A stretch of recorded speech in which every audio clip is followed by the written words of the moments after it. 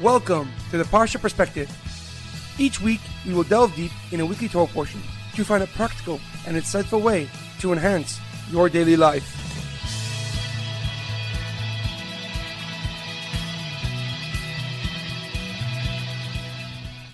Thank you for tuning in.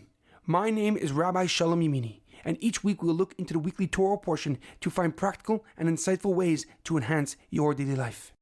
This week's Parsha Perspective is in honor of the Refuah Shlema of Ruchma, Leah, Bas Sarah. May she and all those who need experience a quick and speedy recovery. This week's Parsha Perspective is in loving memory of Leah Mintche Bas Yosef, Ben Efraim, Shlomo Ben Edward, and Yirachmiel Daniel Ben Gedalia. May their souls be uplifted and may their memories be a blessing. This week's Parsha Perspective is also in merit of the holy Ohr Hachaim Hakadosh, Rav Chaim Ibn Attar, one of the commentaries I quote frequently. Earlier this week on Tuesday, on the 15th of Tammuz, we observed his Yahrzeit, the anniversary of his passing. Rav Chaim Ibn Attar, known as the Ohr Hachaim, was an exceptional scholar and renowned Kabbalist, and one of the few people bestowed with the title HaKadosh, the Holy, in recognition of his greatness. His commentary, the Ohr Hachaim, meaning the light of life, embodies his unique qualities. It is both analytical and relevant while diving deep into profound mystical concepts. He passed away on Shabbos in 1743, less than a year after arriving in the Holy Land of Israel. He is buried on Yahrzeit in the Mountain of Olives in Yerushalayim.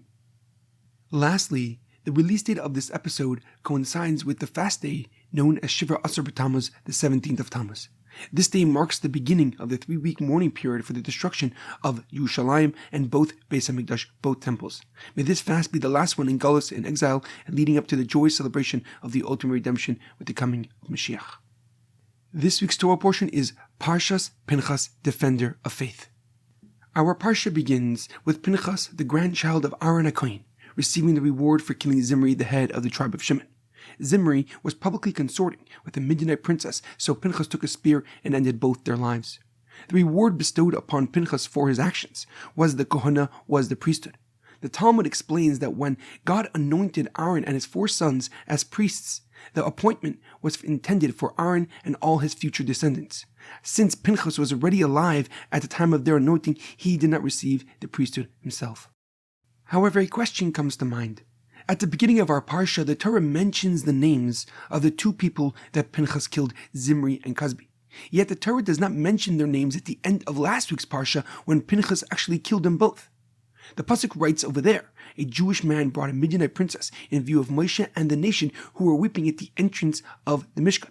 Pinchas, the son of Elazar, the son of Aaron the high priest, saw what was happening and took a spear. He followed the man into the chamber and stabbed both of them, the Jewish man and the Midianite woman.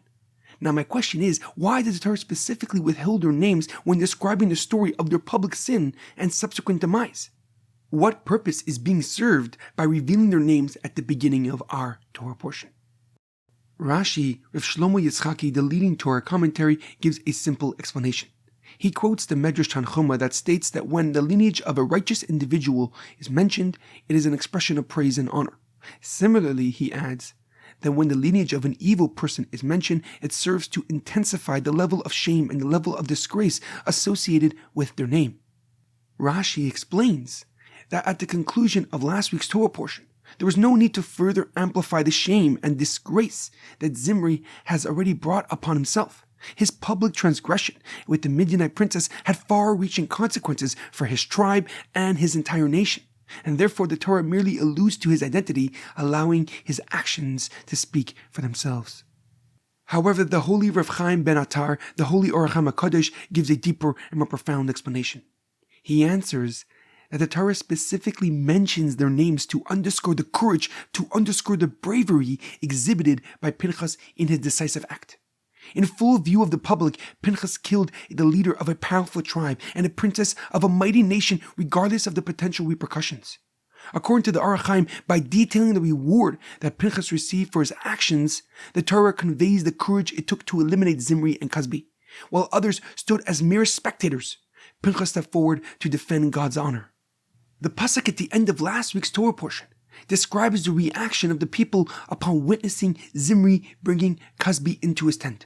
A Jewish man brought a Midianite woman, says the pasuk, in view of Moshe and the nation, who were just weeping at the entrance of the Mishkan. Those who witnessed this disgusting act were shocked by the audacity of the tribal leader committing such a grave sin without apparent shame. However, Pinchas reacted differently. He saw a leader sinning and understood that he had to stand up and defend God's honor. The Ohr Hachaim Hakadosh explains that the Torah mentions the name of Zimri and the name of Cosby solely to honor and to extol Pinchas, because in truth their names are inconsequential to the narrative, except for the fact that both held positions of leadership, Zimri as tribal leader and Cosby as a daughter of Balak the king of Midian. Despite the personal potential consequences or the political implications, Pinchas boldly took an action to end a serious desecration to God's holy name. And therefore the Torah includes their names to highlight his courage, his bravery, his unwavering resolve as he stood firm, while others felt powerless.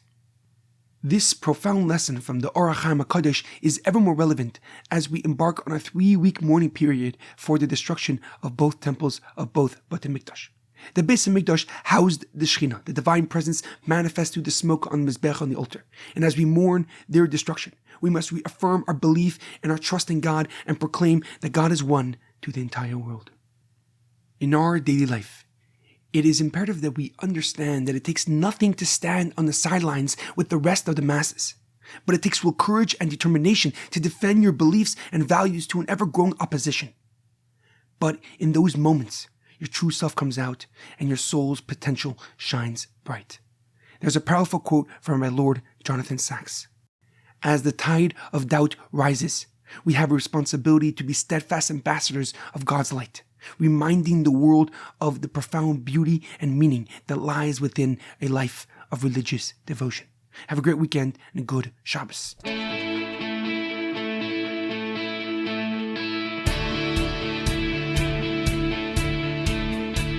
Thank you for tuning in to the Parsha Perspective. Check out our website, theparshaperspective.com. Send thoughts and comments to theparshaperspective@gmail.com. Till next time, thanks for listening.